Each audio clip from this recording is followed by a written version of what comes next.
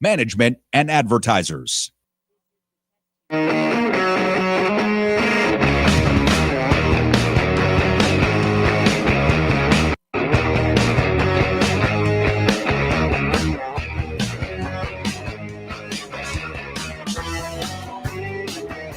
All right, what's going on, everybody? A very happy hump day. Happy Wednesday. Thank you so much for joining us. We have a very busy show lined up for you today. Lauren Boebert's opponent is going to be joining us here in just a few minutes. That's going to be very interesting. If I had to mention one of the most disgusting and repugnant people in D.C., I would say Lauren Boebert is certainly up there on the list with Marjorie Taylor Greene. Benjamin Netanyahu is literally lying to the American people.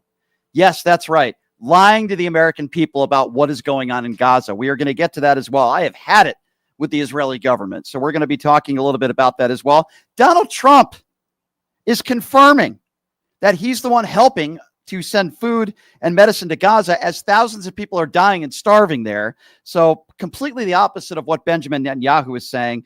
And you're not going to believe the latest excuse. Yes, that's right, ladies and gentlemen. The latest MAGA excuse that they're giving, or at least Kevin O'Leary did on CNN yesterday, as to why they're not releasing the Epstein files. It is absolutely outrageous and ridiculous. Leonard Cardinell is going to be joining us in studio, and I am happy to say that he's back. He was a little sick, but he's back. Numchuck is back in studio today, so we're glad that he's back as well. We'll take calls as we normally do in hour number 2. But the lovely lady joining us right now, I've been wanting to get her on the show here for a little bit. She is hopefully the Democrat that will be retiring Lauren Boebert in Colorado's 4th congressional district. And we're happy to have Trisha Calvarese from Colorado joining us right now on the program. Trisha, it's good to see you. Thank you so much for being here. How are you? Brian, I'm awesome. Thank you so much for having me. Thank you for the work you do. It is so important, especially in this moment. So let's go. Yes. And you know, I don't even know where to begin with Lauren Boebert, because I'm going to tell you, Trisha, I think she's one of the most despicable human beings that is an elected official. I guess my first question to you would be, how the hell did she get elected again? Why? How? I mean, I asked the same questions about Donald Trump, but she's such an awful human being. How did she get reelected to begin with? What are your thoughts on that? I'm so glad you asked that. Okay, she totally pulled a fast one on voters, right? She embarrassed herself in a theater, and then she ditched her old district for this one. Really pulled a fast one on voters. So, you know, people are busy. They're living their lives. They don't necessarily know her as well in Colorado 4, but we're making sure that they know who she is, what she done, what she hasn't done for our district. Yeah, and I'm not even a huge Ilhan Omar fan, but the thing she said about Omar of possibly having a bomb when she was in an elevator with her, the statements and the comments she's made about the Epstein files, and yet she still supports Donald Trump, who apparently is in the Epstein files. You know, and when you look at the people she has associated herself with, Trisha, I'm sure you would agree with me. You are sometimes who you associate with. Her own ex-husband is the guy who literally exposed himself in a bowling alley in front of children. It's just one thing after another. You mentioned the movie theater incident where she's literally, and I'm going to try to say this in a PG-13 way because we're on the radio, pleasuring a man in public when there are kids around at a Beetlejuice play. I mean, and she represents people in Colorado. How could anybody with a straight face say, hey, I'm glad she represents me? And I don't know if she was trolling us or if she doesn't understand irony. There are real victims from Epstein, and we need to keep those people in mind. So when Lauren Boebert called for a general counsel to look into the Epstein files, and she brought up her friend Matt Gaetz, who had to leave Congress because of his own sex trafficking allegations, I just, like, my heart breaks for victims. And you know what? She's a congressperson. You're there to go solve problems, to make progress, to get results for people. There are no mandatory minimums on people who purchase commercial sex from minors. That should be a nonpartisan issue. Go get results on that. Go do something, Lauren Boebert. She's not. And I couldn't agree with you more. And there's way too many MAGA Republicans out there that have been talking about the Epstein files, as you know, Trisha, for years. And now all of a sudden we learn that Donald Trump is in the Epstein files. I do believe the Wall Street Journal. And now all of a sudden they're quiet about it. Oh, let's just move on. Let's not talk about it anymore. They're literally defending a pedophile. If you're just joining us, she is Trisha Calvarese. She is the Democrat that is trying to unseat Lauren Boebert in Colorado's 4th congressional district. So, it seems to me, Trisha, that people like Lauren Boebert, they talk about banning books, they attack transgenders in the gay community, but yet they have no real issues, or I should say, no real problems with something like, for example, gun control. Correct me if I'm wrong. Lauren Boebert is one of those despicable people that put AR-15s in the hands of children in a Christmas photo. I mean, I don't even know how you could even do something. It takes a certain special type of person to do something like that. What do you make of that? I mean, again, she's a carpetbagger. So she ditched her old district for this one. She must not know about it at all, because her vote on what I call that big, ugly billionaire bill is going to devastate our congressional district. We have 11 rural hospitals. Rural hospitals, more than normal hospitals in kind of your urban areas, they depend on Medicaid and Medicare. And guess what? It's the 60th anniversary of both. Lauren Boebert just voted to cut that. Okay, we have one hospital that will then have a 30-day operating cost. If it shutters, there is no hospital for 150 miles on the I-70 corridor. She voted to kick children, right, off of food stamps. We have tons of children in our district who depend on that care. So she just must not know about our district at all, because it is unconscionable that she just took the vote that she did to hurt so many people in our district. Yeah, you mentioned this bill, and of course, up to not just your district, right, but across the country, up to maybe 15 million or more people that could be losing their Medicaid. You mentioned food stamps. You're absolutely right about that. People, the billions and billions of dollars they're taking away from food stamps. But correct me if I'm wrong. Lauren Boebert is one of those, again, MAGA Republicans that's totally okay with giving some of the biggest tax breaks to the top 1% in this country. That's right. Well, and she has said herself she was a beneficiary of food stamps. Of food security, right? So she's a ladder puller, where she wants to pull that up from behind herself from the benefits that brought her to where she is. And she's in the pockets of these billionaires like Elon Musk, who was one of her donors. She's doing their bidding, but she's not working for us. She literally will not show up to town halls. She doesn't go to her own mobile office hours. She's not here for us. She doesn't care about us. I want to share you some breaking news that one of the Krasenstein brothers, they do the show a lot. And one of the Krasenstein brothers, I believe it was Brian Krasenstein, that just tweeted this out, and I want to get your reaction to it. We're learning that Congresswoman Lauren Boebert's son, Tyler Boebert, just a few minutes ago, 4 days ago, has been charged with child abuse over an incident with her grandson. This is a woman in Lauren Boebert who talks about child trafficking, supports Donald Trump. And now her own grandson has been charged. Very serious charges here. You are someone that is, trying to dethrone her, for lack of a better term, from this seat. What is your reaction to that, Trisha? So I think her son and her grandson have a hard enough time without me piling on. So I'm not going to comment on them, but on the issues, I will go toe to toe with Lauren Boebert anytime, any place. And I know I'm in her head, and I know she's afraid to debate me, because last year she would only agree to one debate. It was on her terms. It was at a private golf resort, closed to the public, not televised. I called her out for a plethora of things, including her vote against cancer care for veterans, exposed to burn pits during war. So I look forward to that rematch and making sure that it is on TV, that voters have a clear choice. They can compare us side by side, because she ducked it last time. So on the issues, I'm there anywhere, anytime, any place. Do you feel like one of the main reasons why people maybe didn't vote for you and voted for Boebert, or maybe some of the same reasons why in America today there are people out there that vote for Donald Trump? And I'm not trying to call every single person who voted for Lauren Boebert racist or bigoted in nature, but I'm going to call a lot of them that, because I don't believe it's make America great again. I've always said this. I believe it's make America white again, more on a national front. I know you're focused on, Colorado, but it's happening all over the country. As you know, they're not giving people due process. They want to deport every undocumented immigrant in this country, regardless of whether they've lived here for decades. Lauren Boebert is one of those people. It seems like she's one of those people that is gleeful about this alligator Alcatraz and not giving people due process and ripping up parts of our Constitution and telling women what to do with their bodies with no exceptions to rape or incest. And I say to myself, how can you vote for that? But do you feel like the people that voted for Trump are obviously voting for Lauren Boebert?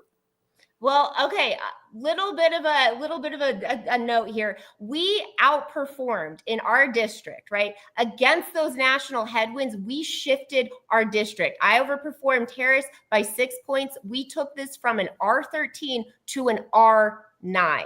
So we're seeing that folks will vote for a common sense Democrat who's about economic issues. But you're completely right. On the immigration issue, Lauren Boebert doesn't care about actual immigration reform at all. Okay, look at her vote just in this Congress. There were 3 bills that passed with bipartisan support on closing tunnels at the border. Bipartisan, they passed. She didn't even bother to show up to vote. So she doesn't actually care about these issues. She's just using them to demonize, to cause hatred and foment division. People are sick and tired of it, though. Costs are still going up, whether it's for food, whether it's for energy, right? In that big, ugly billionaire bill, there were 20,000 clean energy manufacturing jobs coming to our district that I fought for at the AFL-CIO. That was also going to lower our energy costs. Lauren Boebert just voted to take that away from us, right? And those tariffs, they're hurting farmers. They've lost market access. They can't sell their goods abroad. And meanwhile, inputs are going up. So the price of food is going up. And Brian, can I tell you, I just heard this from a farmer recently. This is shocking, and it should be an alarm for everybody, is they think it's a land grab plot. They've just handed a bunch of money to these billionaires. Our farmers are so desperate, they're going to have to start selling off their land. And guess what? There's an app for that. It's called Acre Trader. It bundles and sells American farmland, and JD Vance owns it. He makes a profit from every single sale. Just despicable. Do you feel like Lauren Boebert is like a Nancy Mace in a sense that they just want to be this TikTok or X superstar, and they just care about a following, and they want to make a name for themselves, and they're not really lawmakers, they're just noisemakers? Would you agree with that? Yes. So goodbye. This is not the job for her. She doesn't want to do it. She doesn't actually do it. She doesn't show up. She's not here for us. So bye. Go on to your next thing. Have a great time. Let somebody who actually wants to get in there, get results, solve some of these problems. My generation, I'm a millennial. I don't know. You look like a millennial too, Brian. Our generation might be the first to have that economic backslide. That's not American, right? That's not our destiny either. But we need lawmakers to step up and try to actually solve some of these problems. Lauren Boebert's not interested in that. So goodbye. She can go retire and go on to her next job. I'm taking her. Maybe you own another restaurant and give people a bunch of food poisoning. I don't know. Maybe she could do something like that. But I want to ask you a little bit about, obviously we agree on Lauren Boebert, and I think most decent people would. She's just despicable, and she's not a serious lawmaker, and she's dangerous. We agree. I want to ask you a little bit about, some of your views on certain subjects, which we probably agree on. And even though I'm an independent, I do lean to the left on a lot of social issues, and I'm very anti-Donald Trump and people like Lauren Boebert. But do you feel like there needs to be some new leadership on the left? Because I've criticized some people on the left, including Chuck Schumer and others. And then I look at rising stars within the party, whether it be an AOC or a Jasmine Crockett or a Josh Shapiro. I'm wondering on a national front, and I know this isn't your focus right now. You want to get Lauren Boebert out of office, which I think most of us do. But who do you think are some of the rising stars on the left? And who are some people on the left where you say, okay, thank you for your service, but I think it's time you step aside? I really like Representative Ro Khanna. And he talks about something that I got to work on at the U.S. National Science Foundation as a federal civil servant, of where, we need public investments for American innovation. That is the engine of our economy. That's what creates jobs. That's what creates opportunities. But they are so concentrated on the coasts, where a district like mine has been overlooked and left behind from that prosperity. We want to bring those opportunities to the places they haven't been. And frankly, that don't necessarily need a 4-year degree.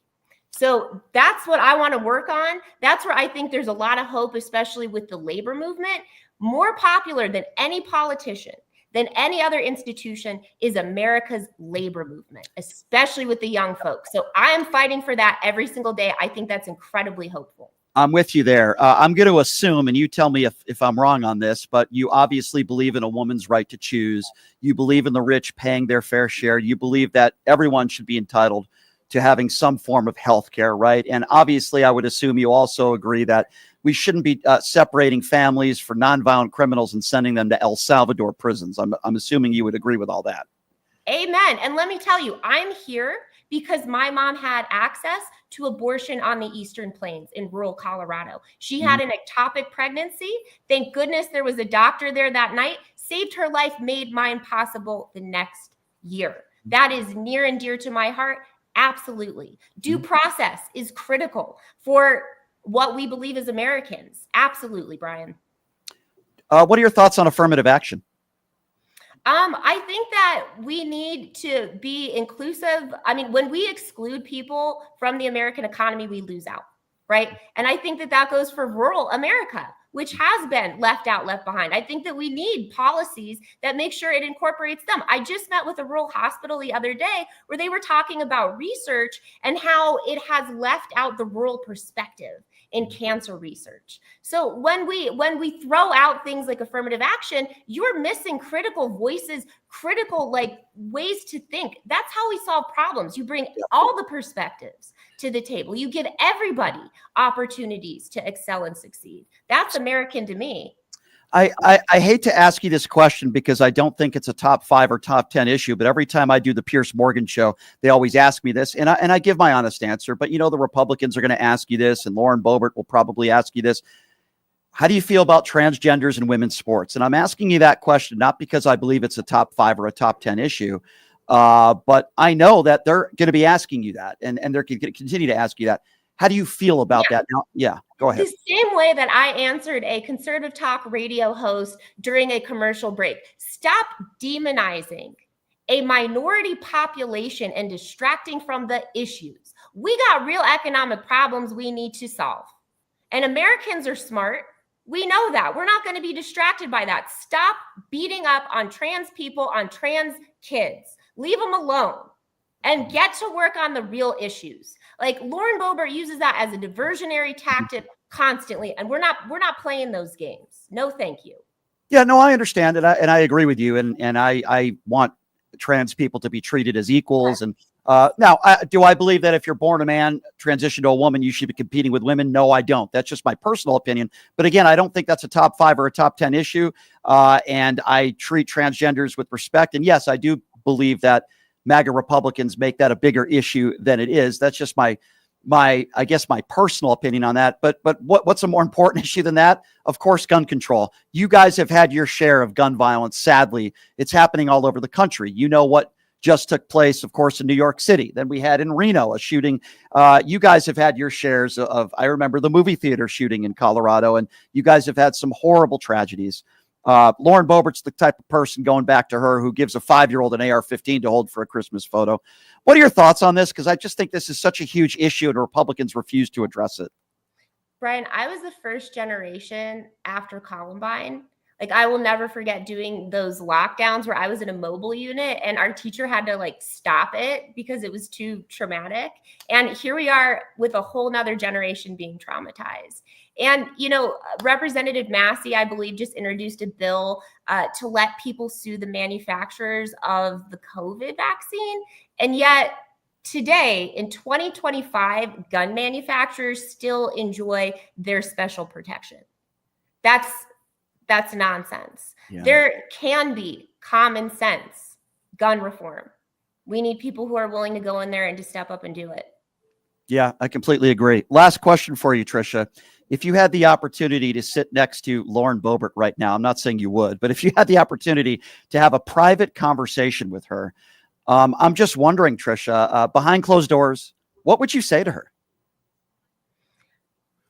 I hope you find a new job, my friend. I hope you're looking. I hope you're looking, because I'm coming for yours. I am coming for yours. And you know what? I was raised Catholic. Like, I pray for her and the damage that she's done for our community, but I'm going to step up. And goodbye. Like, have fun, find a new job. But also just may she be, you know, when it comes for her, when the kind of crises, the things that happen to everybody happen to her, I hope that it, you know, it teaches her the grace that she hasn't had for the rest of us. I got into this because both of my parents died from cancer 13 days apart. So and sorry. I was able to come home and provide their end of life care. I know there are so many problems in the care system. And when Lauren Boebert figures that out, I pray that that understanding is not as painful for her as the pain that she has caused for so many people in our district. Yeah, she, in my opinion, she has no compassion and no empathy for others. Before I let you go, Trisha, and it's been a pleasure having you on, can you give out that information? How can people donate to your campaign? How could people maybe even learn a little bit more about you? Give out that information in the socials and your website, and how people could get a little bit more involved to support you. Because I can tell you right now, I would, if I could, which I can't because I live in Las Vegas, but if I could, I would absolutely support you. I support you anyway, but I would vote for you if I could, because you sound like, you align with a lot of my beliefs as well. And Lauren Boebert is, in my opinion, the opposite of you and the moral compass that you have. So give out that information. How could people learn a little bit more about you? Thank you so much. It's Trisha, Trisha, 4, Colorado.com. That's our website. I don't take any corporate PAC money. I have all grassroots funded. So please pitch in anything you can. I know we're nearing the end of month. So anything you could pitch in would be amazing. Please amplify us on socials. I am for, of, and by this district. I'm a product of our public schools, and I'm running for us. It is about us. Yeah, no question. And I certainly support you and what you're doing. And we'd love to have you on again before the elections. And I really do appreciate you taking the time to join us. And trust me, there's no person that would want you to defeat Lauren Boebert more than me. I haven't said one nice thing about her ever. So I appreciate you coming on, Trisha. And I wish you the best. And you're welcome to come on again anytime. Okay. Fabulous. Looking forward to it then, Brian. Thank you. But let's go. Lauren Boebert's done. Thank you. Let's hope so. Thank you, Trisha. Appreciate your time. Trisha Calvarese, everybody from Colorado. That's the first time I've ever had her on the show. And I got to be honest with you, I'm very impressed by her. I think she's very intelligent.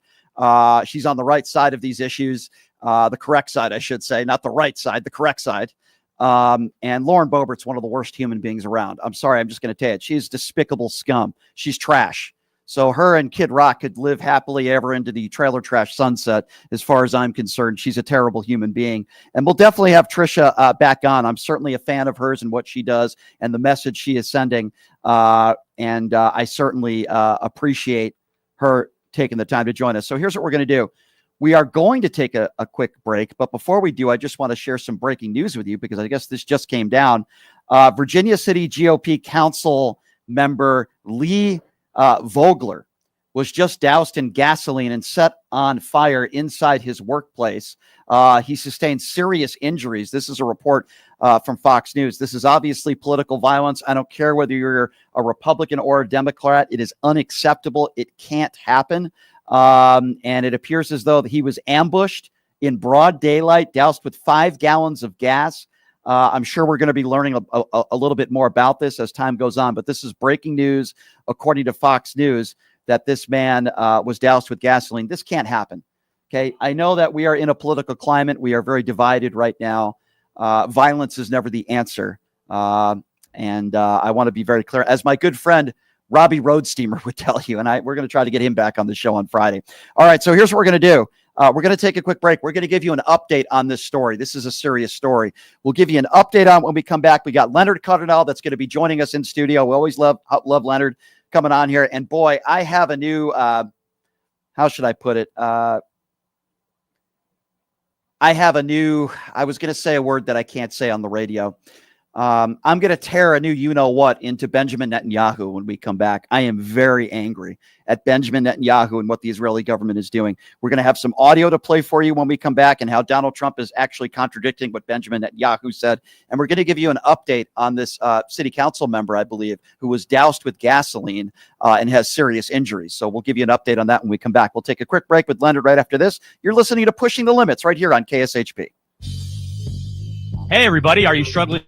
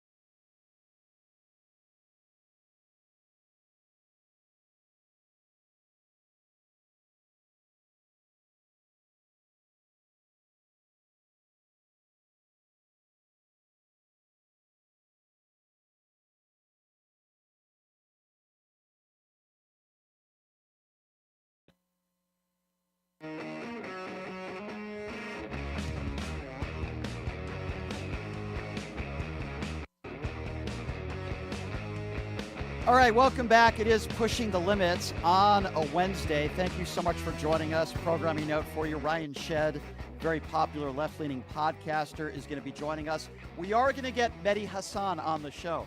I've actually been in contact with him. It's not going to happen this week, but it's going to happen at some point in August where he's going to schedule that. So Mehdi Hasan will be joining us on the show. And I got to tell you, I'm starting to agree with Mehdi Hasan more and more every day. And I admitted on the air the other day that I was wrong about a lot of what the Israeli government, what I thought they were doing. And we will get into that. But Mehdi Hasan will be joining us on the program. It's not going to be this week, but it'll be in the coming next few weeks. And some more big guests will be joining us in the next few weeks as well. But, you know, it is Wednesday, ladies and gentlemen. And you know what that means. That means it's always a pleasure to have my good friend Leonard Cardinell joining us in studio. Leonard, it is good to see you as always, my friend. You're very popular in the YouTube chat. It's a What's on Your Mind Wednesday. It is. You know, I was trying to get on last week when Cyrus was on because he was bombing, in my opinion. I know you need to be nice to the guests, but the chat was just lighting up, and I was trying to get through on the phone, and it was great because the comments were furious. They were going faster than I could read. Yeah, they usually are when I have a controversial guest on. I just want to give people an update on this Danville city councilman. It appears as though this was not a political attack. What police are saying is that this was something personal between the two. Here's what we know. This man's name who was attacked, which is horrible, by the way. His name is Lee Vogler. He was attacked at the office of the local media outlet Showcase Magazine. This is where he works. And this happened in Danville. It's a small city, roughly 45 miles northwest of Greensboro, North Carolina. What we are learning is that a man entered his office earlier today. This didn't happen that long ago. Confronted Vogler before dousing him in a flammable liquid. And then the suspect exited the building where he lit Vogler on fire. Vogler had to be airlifted to a hospital where his condition remains unknown, but not good. When you have to airlift somebody, obviously this is a very serious circumstance.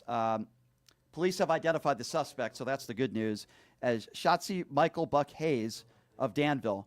The 29-year-old fled the scene, was picked up by law enforcement, and again, police are saying that this attack did not have anything to do with his political positions. What police believe it stemmed from a personal matter not related to his position on the city council. Not that that makes this any better, so obviously our thoughts are with him and his family. This is a horrible situation, and of course we hope he recovers from that. I don't have any new information on his circumstances of how he is. All that I can tell you is that when somebody is airlifted to a hospital, it's an extremely serious circumstance. He's a young man, so we hope he recovers from that. And we'll keep him in our prayers. And if I hear anything new, we will certainly let you know. Also, it was a pleasure to have Trisha Calvarese on. I'm really impressed with her, and I really enjoyed that conversation with her. Okay, so Leonard, about 6 months to a year ago, I was constantly defending the Israeli government. Obviously, what took place in those October attacks with Hamas, horrible, tragic. Hamas is a terrorist organization. We know that Iran has helped fund Hamas, and sadly we know that there are a lot of Palestinians out there that support Hamas. I don't respect any of those people. I'm not saying they deserve to be killed or die of starvation, but it's hard to respect somebody's opinion when you support a terrorist organization like Hamas. With that being said, we've seen the images, we've heard the stories, we know that thousands of people have died in Gaza of starvation, including children. That is not up for debate. We also know that to an extent, Israel has the capabilities to help those people. To an extent. Listen to what Benjamin Netanyahu had to say yesterday about people that are dying of starvation. He seemed to blame it all on Hamas. Have a listen to this. Let's take this charge of starvation. We've put in 500,000 tons of trucks of food and medicine for this population. We've taken 20,000 trucks. We've paved roads to put those trucks in. We've opened border crossings that Hamas closed down.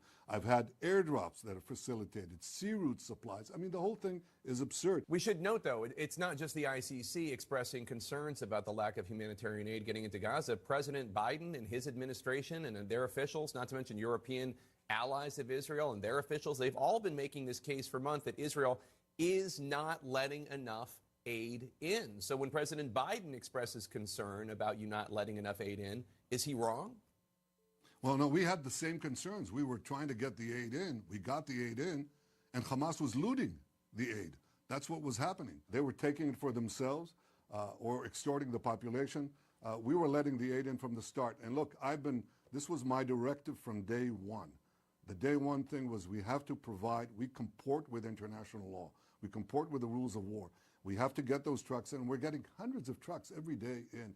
And that's been an aspect of our conduct of war, because we try to get civilians out of harm's way. We've done things that no country, no army has done in history. It's not me saying that. It's General Petraeus saying that. The head of the urban warfare at West Point, Colonel John Spencer, says it.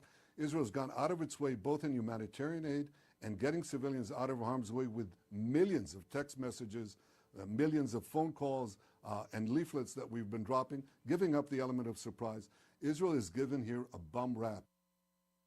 All right, so let me be very clear here, okay? Benjamin Netanyahu is not telling the truth. He's lying.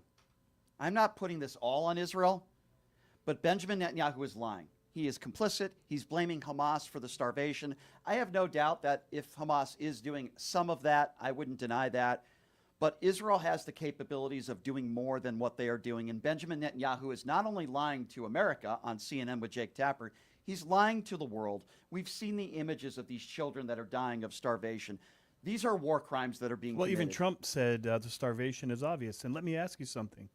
When they started bringing the food in a few days ago, wasn't it Israel, wasn't it IDF that said they were going to ease the restrictions on if you're not in control and you're allowing the food to flow in, why would you have to be the one to ease the restrictions? Well, why would you be the one that have to and not to interrupt, but there was 100 people shot waiting in line. Right. Okay, and That's all they were another doing issue. was waiting in line.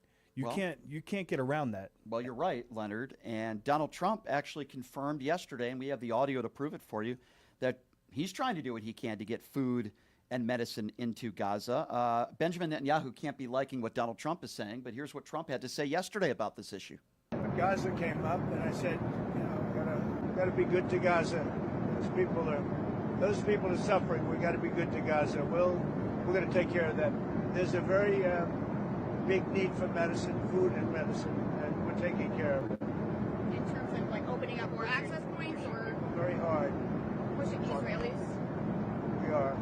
to open up more access Very points. hard to get food and medicine into Gaza. How did the Prime Minister respond to that? Well, felt well about it. Donald Trump knows. Felt well about it. Yeah, right. He thought, yeah, I'm sure that's telling the truth. But Donald Trump knows, and everybody in this administration knows, and I think people all around the world know, that Israel is at least partially responsible for innocent people in Gaza dying. I've been very consistent on this opinion, even though I've changed my views a little bit on Benjamin Netanyahu.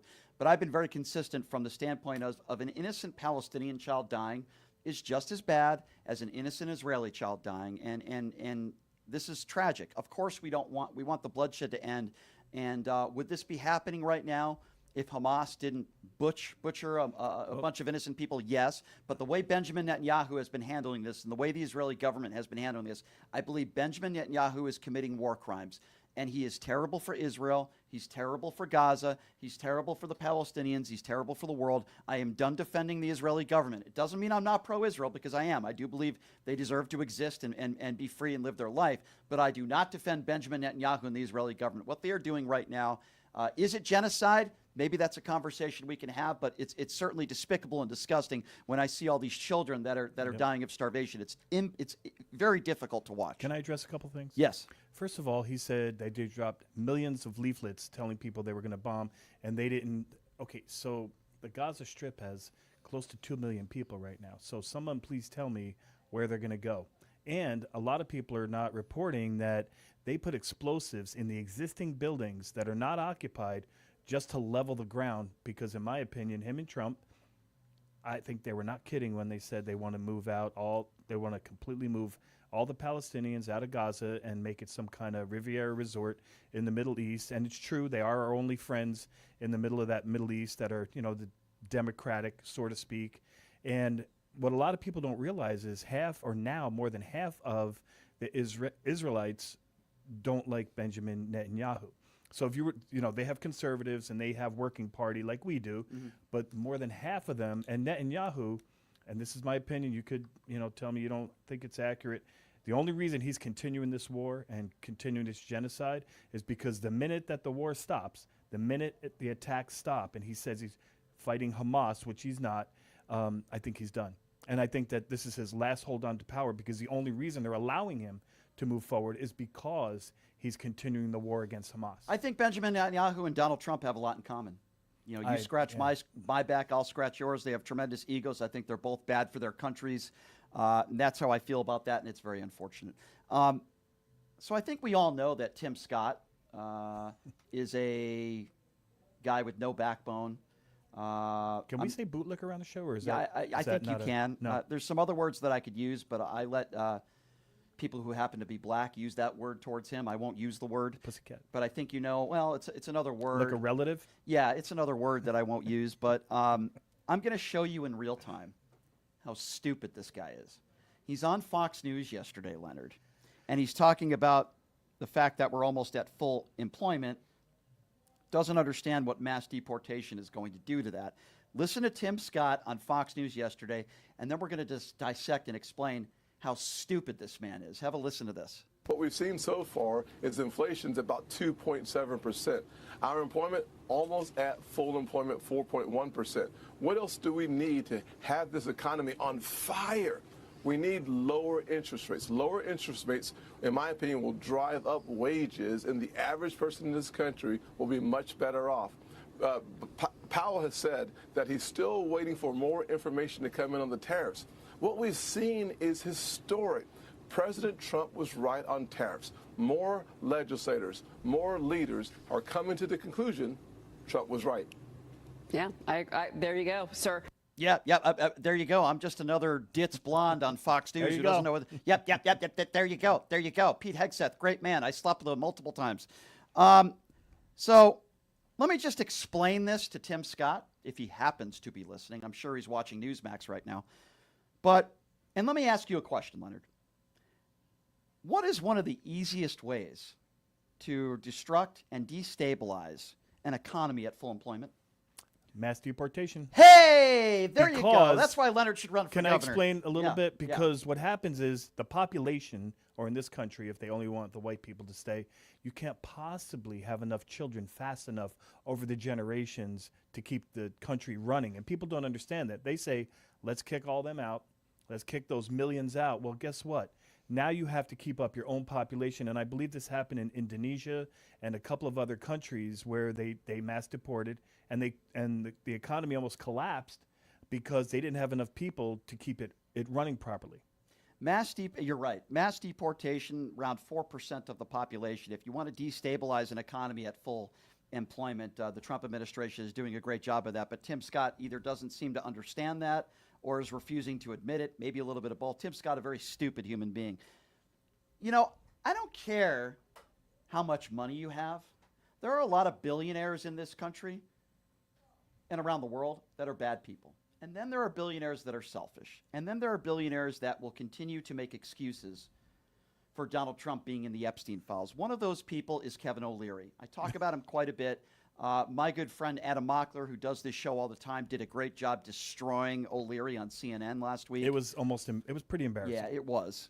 And you're not going to believe the latest excuse from Kevin O'Leary and some MAGA Republicans when it comes to the reason why Donald Trump and his administration should not be releasing the Epstein files. It has something to do with the victims. That's Kevin O'Leary's new excuse. Folks, I'm not making this up. This was Kevin O'Leary last night on CNN with a new excuse as to why Donald Trump shouldn't be releasing the Epstein files. Have a listen to this. She's been convicted, right? She's been convicted of actually some very serious crimes.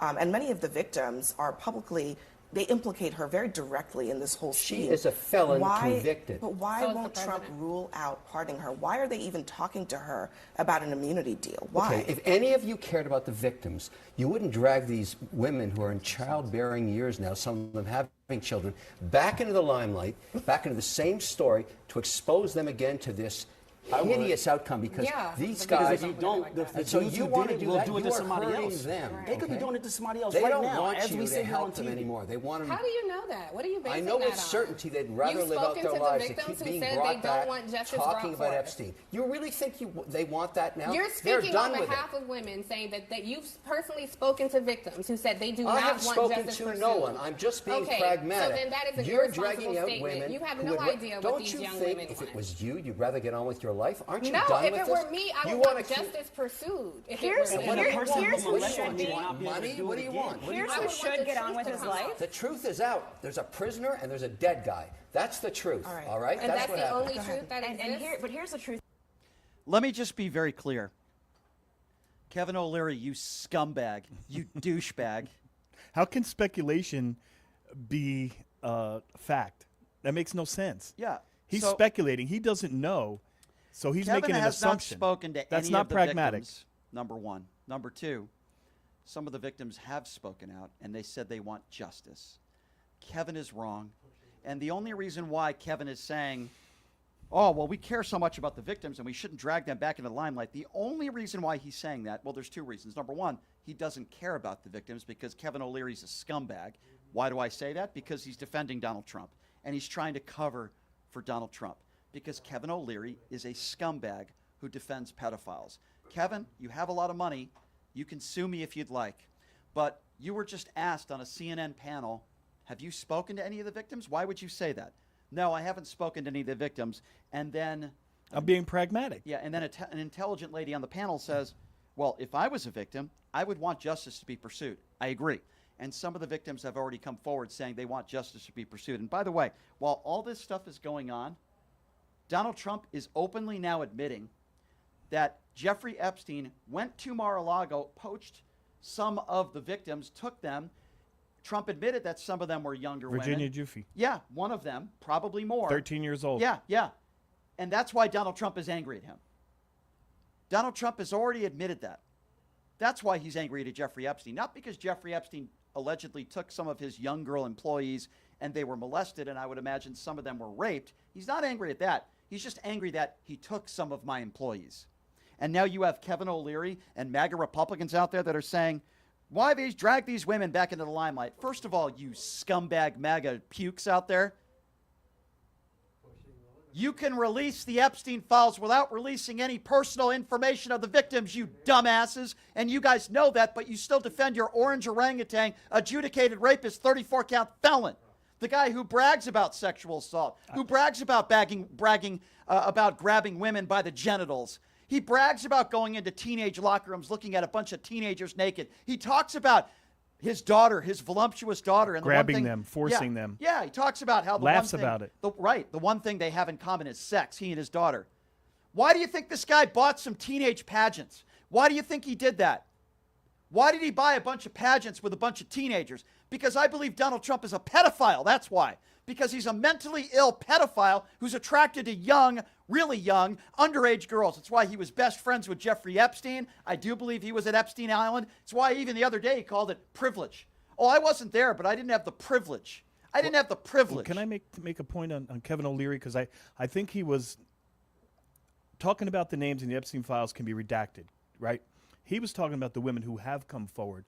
But how does he know? Because there's a lot of them that don't want to come forward. Most of them have said it affected their life. It ruined them kind of at the soul level. They'll never be the same. But how can you discount brave women who are not afraid, who cry on TV, who it's ripping their heart out to have this kind of discourse and have to remember? But like you said, they're standing up, they're doing the right thing, they're having courage. And how does he know that that's how they don't want to live their lives? But Leonard, why is he saying they're the victims? They're not the victims. Well, Leonard, he doesn't. The only reason why he's talking the way he's talking is because he defends Donald Trump on every avenue, because he wears the Donald Trump knee pads 24/7. That's the only reason. And it's all talking points. When he starts spewing talking points like saying, well, I'm being pragmatic, you can't speculate and be pragmatic. The two words don't go together. So in my opinion, that's just a word salad sandwich. It's like Scott Jennings, only maybe 1 IQ point smarter than Scott Jennings because he was successful. Well, Kevin O'Leary's despicable, just like any of these other MAGA Republicans that continue to make excuses for Donald Trump, especially when it comes to the Epstein stuff. They're absolute hypocrites. They've been talking about it for years. Bill Clinton's in there. All these liberals are in there. And then when it turns out Donald Trump is the guy that was in there, and in fact, you want to talk about sex trafficking, can you please help me out with this, Leonard? What else would be the definition of the fact that one of the biggest sex traffickers of all time, Jeffrey Epstein, was actually going to the property where Donald Trump owns? Donald Trump clearly knew about it, because that's why he had a falling out with Jeffrey Epstein, that Epstein was going in there, getting underage women and bringing them back to his island where they were molested. What would you call that other than sex trafficking? What else is that? That's what he was going to get convicted of, but he somehow passed away in prison. Interesting. And Pam Bondi promised the 1 minute that's missing. She said it's a reset that they have every night that happens. I worked in law enforcement for 25 years, and I had a lot of contact with the jail and the prisons. And you know what? Those cameras don't stop. It's all on a loop. It all records 24/7. And a minute is missing. Some people say up to 3 minutes. But you know what? Jeffrey Epstein is gone because he knew where all the bones are buried, right? I agree. I've had Jeffrey Epstein's brother on this show multiple times.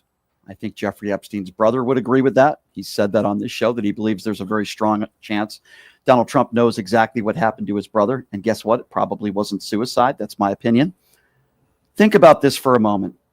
Well, let me just, on that point, they won't release the autopsy either. Right. They've tried. The lady from the Miami Herald who made the big stink in 2017, 2018, I forget her name right now, but she's tried Freedom of Information Act to try to get those records to find out what the autopsy said, and she can't get it. Yeah, I wonder why. Because they're hiding something. That's what she said.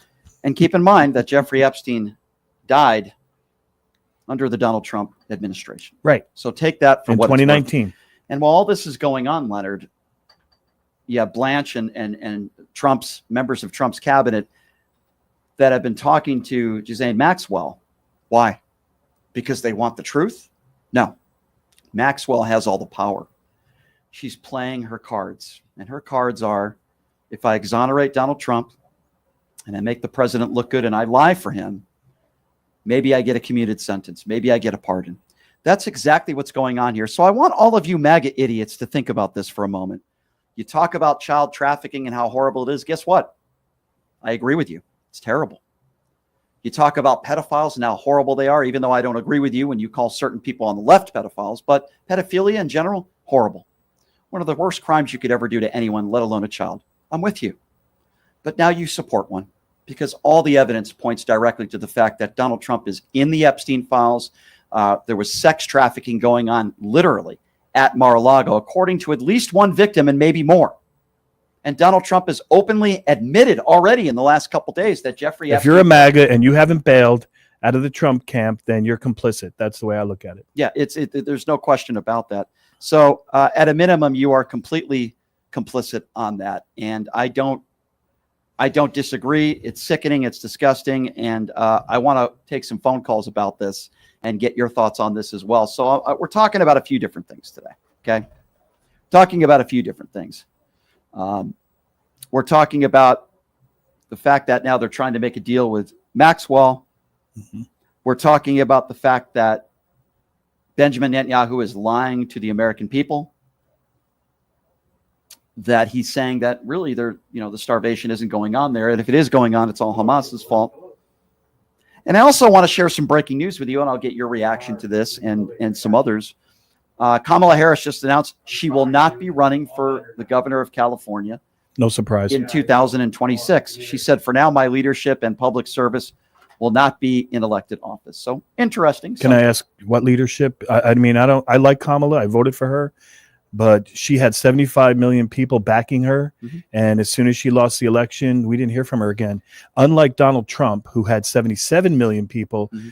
when he lost to Joe Biden, he still had 77 million, and he continued to control the party, to collect money and to run the show. He was the Republican Party, and he never let it down. And I'm a little disappointed in Kamala Harris because and now she's saying she won't even run for governor of California. Well, yeah, I mean, it's her decision. I don't know what her train of thinking is. I'm sure she doesn't want to lead anymore. That's just my opinion. Well, I'm sure eventually she'll do an interview and she will explain, but that doesn't really bother me one way or the other. I don't have much of a feel in that. That's her decision, and it is what it is. All right, let's get right to the phone lines. And again, that number to call is 221-7283. I want to get your thoughts on what is going on in Gaza. Benjamin Netanyahu telling everybody, basically that what we're seeing on video is not actually happening. Donald Trump now saying he's trying to get food and medicine out there, and Melania is so concerned about it. Yeah, I'm sure she is. I'm sure she cares more about what carpets are in the White House, even though she's not there anymore. And just your thoughts on what Kevin O'Leary just said. Now the latest excuse from MAGA turds is that, well, we don't want to drag these victims, these women, back into the limelight, which is absolutely absurd. Some of these alleged victims that have spoken out have said the opposite. They want justice pursued. So Kevin O'Leary is a scumbag, but we knew that already. Number to call is 702-221-7283. Again, that number is 702-221-SAVE. Let's start off with Brian. Brian is first up on PTL. What's going on, Brian? Hello, Brian. Hello, Leonard. I still want you for governor, even though I live in Texas. That's funny, too.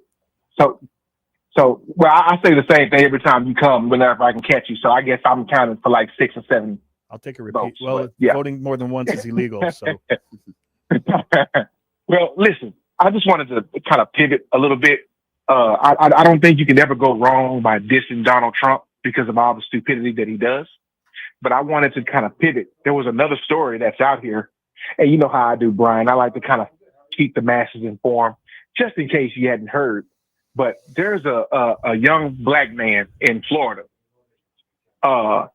He's, I guess, a door-to-door salesman, and he was going and selling some things. I don't know exactly what he was selling, but I peeped the video, and he came across these two MAGAs, this older white man and a white woman, and they just started hurling racial slurs at him. Get off my property, you effing in, and you know, all this and just, yeah. But the part of the video that's most telling is what they're saying about the orange orangutan, the dear leader. Yeah, we got Trump now. You're not going to do nothing. You're out. Yeah, we're clear that we can do whatever we want. Now you're going to get deported. You're going to do this. You're going to do that. Now get your monkey. I don't have to go into detail. Mm-hmm. And it's just amazing to me how all of these MAGA Republicans love to say we're not racist. The Democrat Party is a party of racism.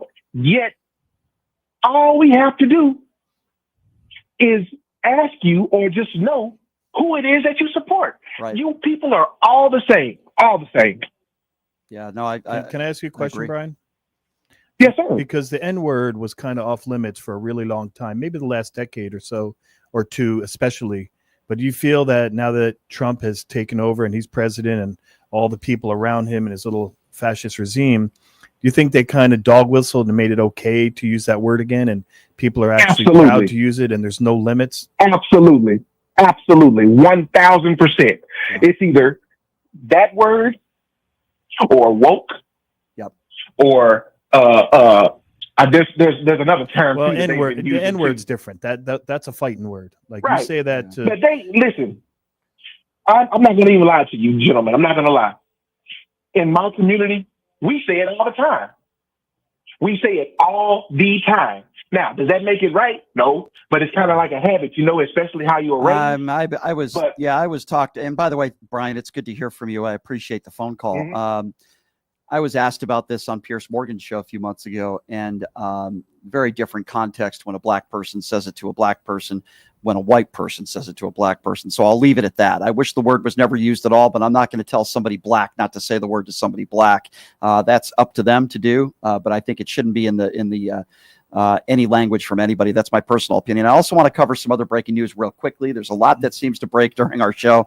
A jury has reached a verdict. This is a national story and a very sad one. The murder trial of James Craig. He's the Colorado dentist accused of killing his wife back in 2023 by poisoning her protein shakes. What we've just learned in the last 5 minutes is that there is a verdict, but we don't know what the verdict is. But there is a verdict, and when we find out what that, if it's guilty or not guilty, we will let you know. There's quite a bit of evidence against him. Yeah, so. Just an absolute scumbag who I believe murdered his wife. It's just absolutely terrible. 702-221-7283 is the number to call if you want to be a part of the conversation. Let's go to Gary. Gary is next up on PTL. Hey, Gary, what's going on, man?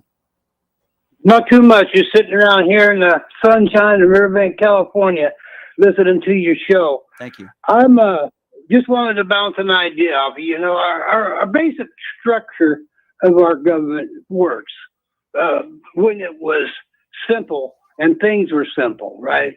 The checks and balances and all that. My idea, I've been rolling this around in my head for years now, is why don't we, for the people in the House, do you remember the draft lottery? Maybe you're not old enough to know it, or fear it, but I was in 1973 when they started legislation to abolish it. Why don't we pick the people in the House by lottery, with the understanding that they have high school diploma and at least an attempt at a 2-year associate's degree in something? So we've got relatively typical intelligence level of these people. Well, I'm going to take it a step further, and you might disagree with me on this. I agree with everything you just said, but I actually think you should have to take a basic test to vote. And I know there's a lot of people. This is where I actually agree with Vivek Ramaswamy. Now, listen, that would be 90% of Donald Trump's base, but you should have to at least have a 6th grade understanding of civics, geography, how elections work. Today it's just loyalty. Yeah, I just couldn't have a lottery because the whole concept is you're representing people. Yeah, I really so you have to have a policy, you have to have a position. And I think we need to eliminate, and I know what people are going to say, well, that's not what it says in our Constitution, but I want to eliminate people that are going to vote for somebody because they like their fake hair or their orange tan. I want to eliminate people that'll vote for somebody because of gender. Yeah, but they were lied to. Look at the Epstein. I mean, that's red meat for the MAGA base, and they were lied to by everyone, and now they're pissed. Yeah, well, I think there should be a basic IQ test. I also think if you have to be 35 years old to be president, you should be under the age of 70. I think there has to be term limits. There are a lot of things that I think we can do to get better candidates in office, but the problem is the lawmakers are the ones that have to set this in place, and many of these lawmakers don't want to do that, and that's where the issue lies. How about federal appeal judges not being appointed for life? What about that? That's ridiculous. Exactly. Because if they turn out to be a bad apple, there's nothing we can do about it. Exactly. Other than impeachment, well, I guess. Yep. Thank you. That was my mission. I wanted to get that kind of idea out there. I think something about that kind of just says that we should be talking more about that. Yeah. Well, no doubt. No doubt. I'm with you. Cross section of people in our government that are just like the ones that getting up and going to work, skinning their knuckles on nuts and bolts and stuff, you know? Yeah, I agree. I completely agree with you, sir. I'm on your side on that one, whether you're a Republican or a Democrat. I completely agree with you. Yeah. And I appreciate your call. You know, I keep forgetting to ask people where they're calling from because I like to know. I'll remind you. So I got to start doing I'm that like Ed more McMahon. because, I'll remind you. All right, because we get calls all over the world, not just all over the country, and PTL ever so growing. So I will continue to do that, and I apologize for that. Let's go to Mary. Hi, Mary. Thanks for calling in. Where are you calling from today? There you go. Hi, Brian. I'm calling in from Canada. Canada. I love my Canadians, Good idea. Thank you, Mary. What's on your mind today? Thanks. Oh, Kevin O'Leary. Let's talk Is about. he Canadian? Let's talk about good old Kev. Oh, he's Canadian. Oh, boy. He's a Canadian People need racist to bigot, is kind what of- he is. Oh, he's called a maple MAGA here. Yeah. We have maple. What's a the maple entity of MAGA? Explain to Leonard what a Canadian. maple MAGA. Oh, is that what that is? Okay. What is it? a Canadian Canadian. that believes in the MAGA right-wing conspiracy crap. Bottom line. Can you believe, can I ask you, Mary, speaking of Kevin O'Leary, he says now he doesn't want the Epstein files to be talked about or released because he's so concerned about the victims being put back into the limelight. Meanwhile, he hasn't talked to one of the victims. What do you make of that? I may cry. Yeah. Okay. And I'm going to forewarn you because this is going to be really hard. I've never really said it out loud. Just relax. Be honest. My mother was abused as a child by her father and her brother.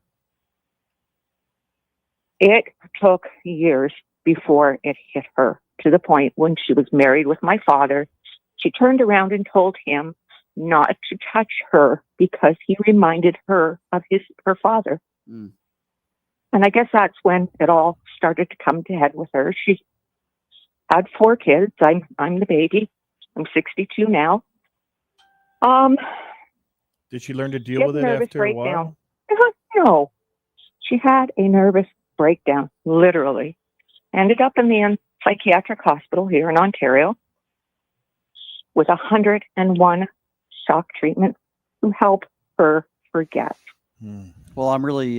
She never forgot. Right. She never, until 80 years old, forgot. But what she did forget was when we were children and growing up and things we did do. For him to sit there and say what he did, I just wanted to go through my TV and slap his face. Yeah, he's not a good guy. People like him, they Well, just don't let me just understand. tell you something. I know that it's hard for you to share something like that, and my heart breaks for members of your family that have had to go through that. I can tell you that I've had some very close, very personal relationships with people that have had horrible abuse like that happen in their life.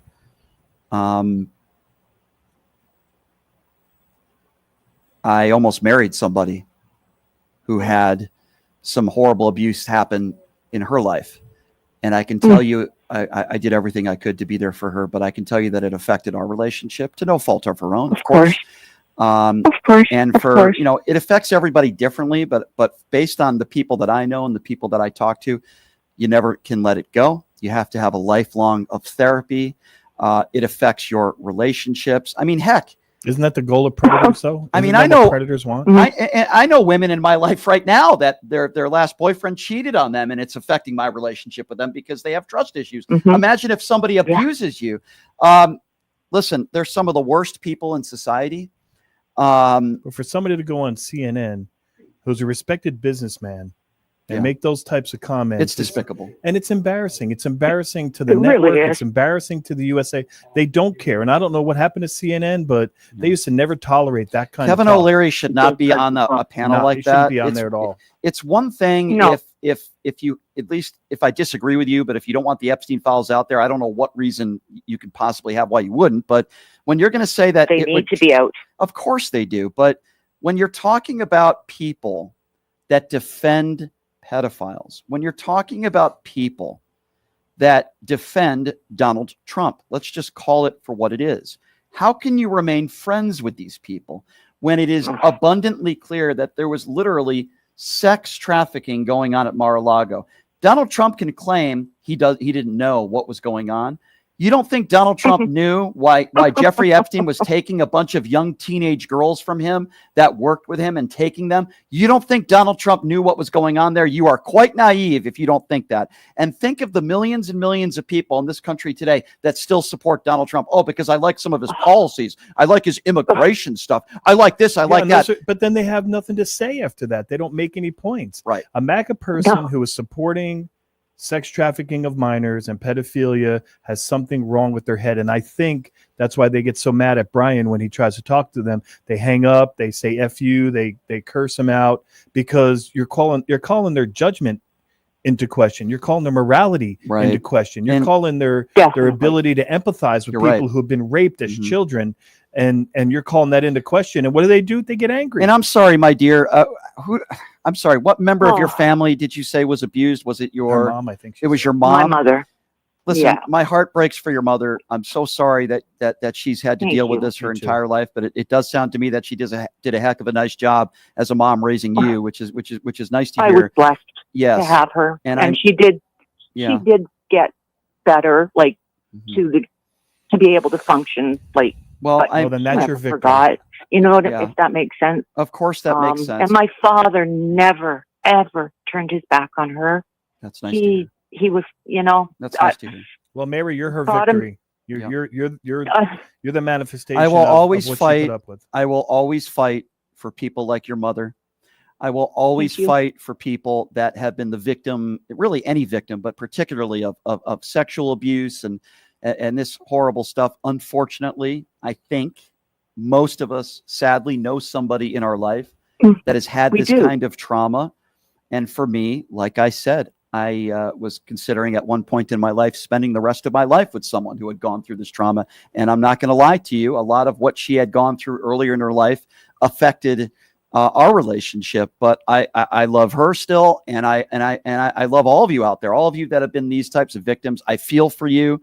I care about you. I will always fight for you. And we have one of these sons of bitches in office right now, and his name is Donald J. Trump, and he's an adjudicated racist. Just to add on to that, as a police officer for 25 years, I've interviewed many, many victims of rape and physical violence, and even children, because when I first got on in the 90s, we didn't always call the detective to interview the children. That's something that became the standard.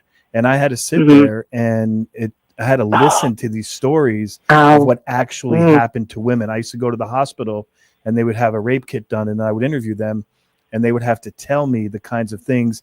And I can tell you right now, I couldn't even talk about it openly because it was horrific, the things that they were reporting to me. I can't believe that human beings do that to other human beings. Well, my dear, I appreciate you calling in. My thoughts with your family, and stay safe out there. Talking about this. Absolutely. You stay safe out there in Canada. Thank you so much.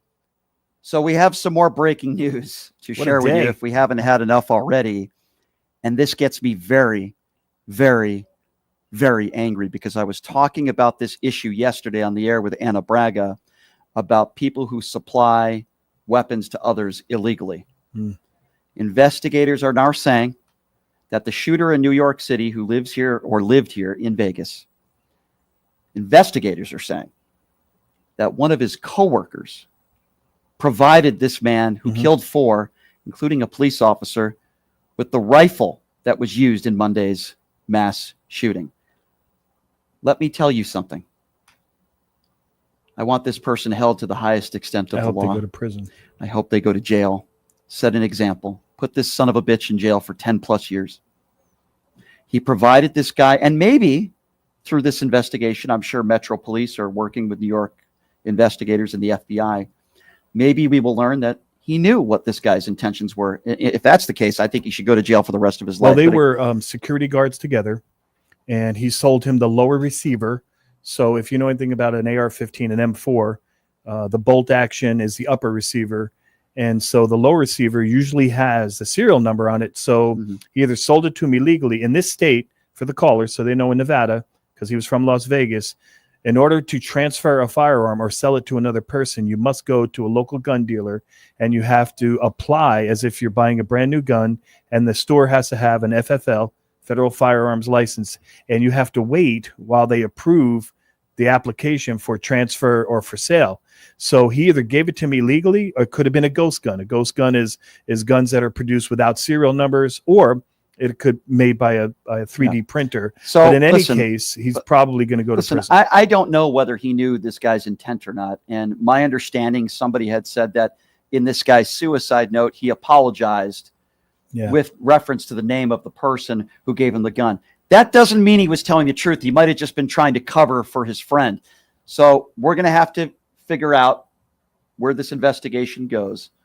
But if he sold the gun to him illegally, regardless of whether he knew what he was going to do with the gun or not, this guy needs to go to jail. That would be a felony. Yeah, that's my probably multiple felonies. That's my personal opinion. Okay, and I find it hard to believe that he didn't know. If somebody says, "Hey, I need an AR-15 and I'm going to be driving cross country," wouldn't you ask? Well, you generally don't buy parts of guns like you and I. Very strange. Yeah. You know, usually you buy the entire gun put together at a gun store, and you don't buy it in parts and pieces. However, that's how ghost guns are put together online, because you can buy them in. All I'm simply saying is if he sold it illegally, okay, and we don't know the answer to that, but if he did, he needs to go to jail. 702-221-7283, the number to call if you would like to be a part of the conversation. Let's get back to the phone calls, and let's see. Let's go to Courtney. Courtney, hi. Thanks for calling in. Where are you calling from?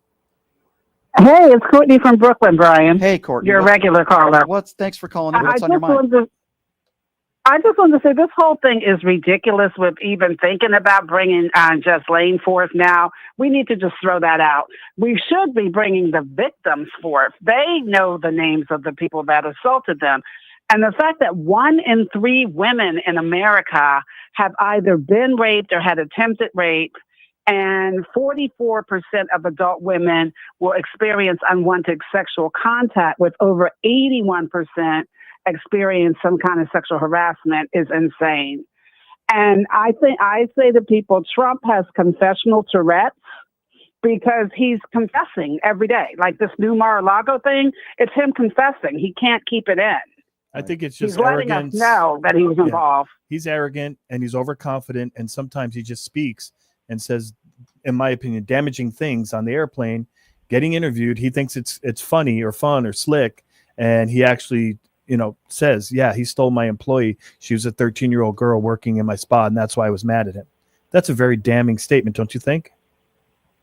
Yes, but no, I think he's mentally ill because he just blurts these things out that he shouldn't. And he's done it with the election where he claimed that Elon rigged the election for him. He just confesses all these weird things and he can't keep it in.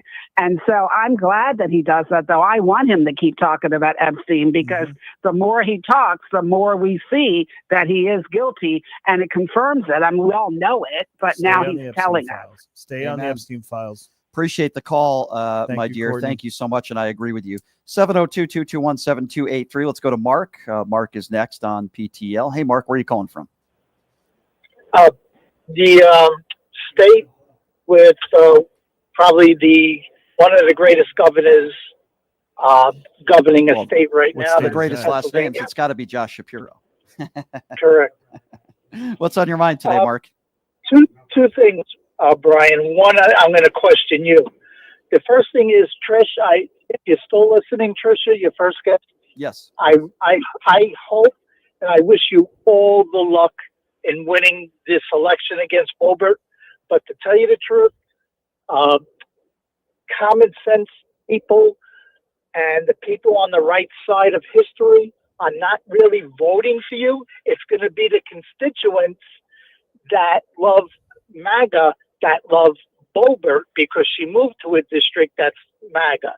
So you have a uphill climb big time, but I'd still wish you all the luck. Yep. Now, the other thing that I wasn't going to even bring up, but you had mentioned that, Brian, you just stated that if you back Trump, then they're not your friend, right? He said a little bit more than that. He talked about trafficking children. It's a little bit more nuanced than that. Yeah. There's people that I know that voted for Donald Trump, but also admit to me that they made a mistake. There's people out there who voted for listen, Anna Braga was in studio yesterday. She voted for Donald Trump in 2016 and 2020. Now she voted for Kamala Harris. I made a comment on your hello. Yeah, I made a comment on one of your streams about Anna. It's great that she's on the right side of history now, but she didn't really add anything to the stream that we didn't already know. But the thing I really wanted to mention is this guy, David Pollack. Mm-hmm. He is 100%, in my opinion, a pedophile protector and a white supremacist. And how you can even state, Brian, that you talk to him off air and you have all these conversations with him. So I will respond. I will respond to that. The chat hate this guy. Well, people in the chat could hate whoever they want, but that's their prerogative. But I don't apologize for anything. I have people on this show that I vehemently disagree with. For the record, I've never met him in person before. I've never hung out with him before. We've had a few conversations off the air because I like having people on the air that I disagree with.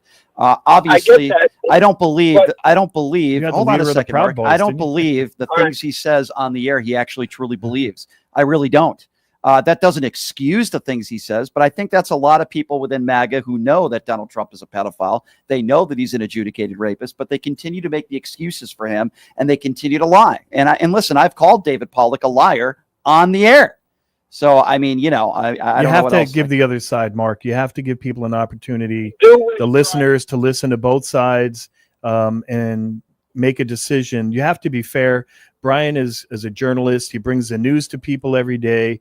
And so there is some level of responsibility. We can't be like Fox News and just, have one side and one side only. It's one thing when somebody calls into the show and they're just so stupid. And, there are times where I get very animated and I yell and I scream. Sometimes I enjoy it. Sometimes people don't like it. It's who I am. However, I prefer to have someone on the show that I disagree with and have a civil conversation with them, even though I might completely disagree with them on everything.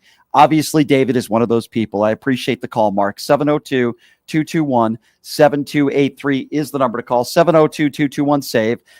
Let's go to Nicole. Hi, Nicole. Where are you calling from?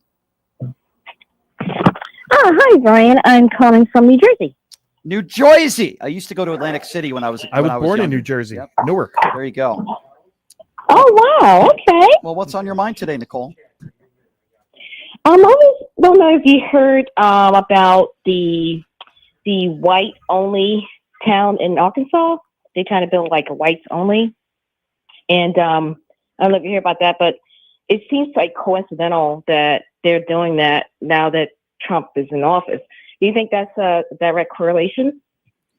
Do you know anything about that, Leonard? Because I haven't heard about that. They had some stuff on social media, and they were showing this colony where they wanted to be all white, and they kind of, walk up to people who look like they might be minorities and ask them what they're doing in the neighborhood and violate people's rights all the time. That is just awful. Let me tell you, I have some experience with some of this stuff.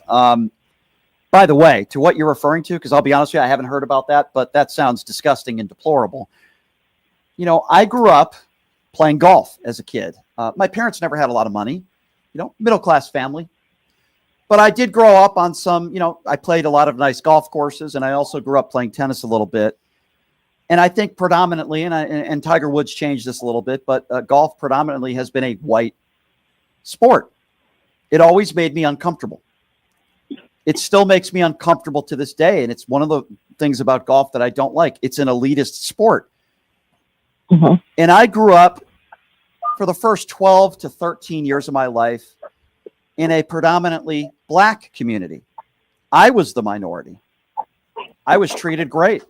I still have friends that I talked to back when I was 11, 12, 13 years old. But it seems like, listen, there are bad people in every race, in every category, but let me be very clear on this. If you are one of those people that belongs to an organization, I don't care what that organization is. It could be a golf course. It could be a church. I don't care.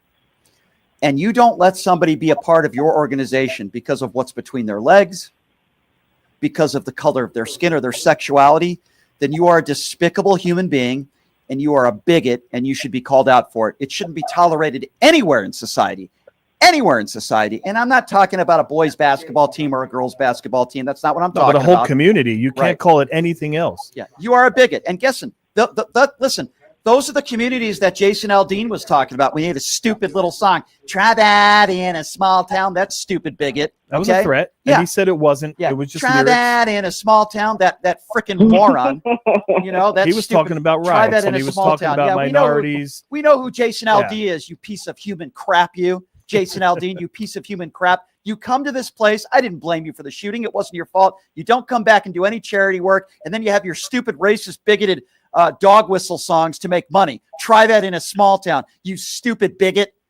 Nicole, so I grew up in New Jersey. Those are the people that I'm talking about. I grew up in New Jersey. I was born in Newark. And in elementary school, all my friends were white. They were Puerto Rican. They were black. And I didn't know anything about racism or bigotry. And my friends were just my friends. Now, when I got to middle school and started to move on, people started talking about it. And I had to wake up to the fact. But I never, for 1 second, thought any friend was different than any other until somebody spoke to me about racism. I'm sorry. I'm gonna have to be a bigot here for a minute. Excuse me. I want to just gather a group of people, and I want this group of people to be deported to Gaza. I want to start with Lauren Boebert. I want to go with Marjorie Taylor Greene and Gymnasium Jordan and DUI Matt Gaetz. Okay. James Comer is another one, I would say. Donald Trump, okay? His two sons, Uday and Qusay, I want them to be deported to Gaza as well, okay? Call me a bigot. I want these MAGA deplorables deported, and I don't want them to come back. And if they want to come back to the United States of America, I said this yesterday, I have a gold card that I would like for them. It's $5 million a month if they want to remain in the United States of America. I want all of them deported to Gaza. Get the hell out of this country, you scumbag pieces of turd. Terrible people. And I'm sure some of them, might be decent in some of their crowds, but really deplorable people. Yeah. Let's talk about them like Donald Trump talked about the Mexicans. In this white community, they're probably racist in Arkansas, but, there might be a couple of decent ones. Yeah, let's talk about them, Leonard. I know what you're doing, and I like it. I see where you're going with this. Let's talk about MAGA the way Donald Trump talked about the Mexicans. They're rapists, they're bad people, and I suppose some of these MAGA people are good people. We'll see how they like it with that language. Maybe one of them will call in. One of the good ones. You sons of bitches, you defend a pedophile rapist, and yet you want to go on and talk about how happy you are that Colbert was canceled. You want to talk about how happy you are that the drag queen reading is bad, and you want to go out in front of these Targets and the pro LGBT shirts. You want to gloat and brag about how families are being separated from one another and being sent to El Salvador prisons with no due process. Oh, I love what Donald Trump was doing with that immigration stuff. You scumbags, you. Well, I've had it with all of you. I've had it with all of you. They want to say that children shouldn't watch certain shows or read certain books or be told certain things when they're younger. However, sex trafficking minors and children is okay because, it's not really that bad. And he said he didn't do it. If everybody got away with crime who said they didn't do it, you know what, Brian? There'd be no one in jail. I don't disagree with you. 702-221-7283. Let's go to Dave. Dave is next up on PTL. Hello, Dave. Hey, Brian and Leonard. How you doing, man? Hi there. Hey, I just wanted to tell you, just keep doing what you're doing, man. I appreciate watching you. Thank you. And just keep speaking truth to power, man. I want to make it short and sweet.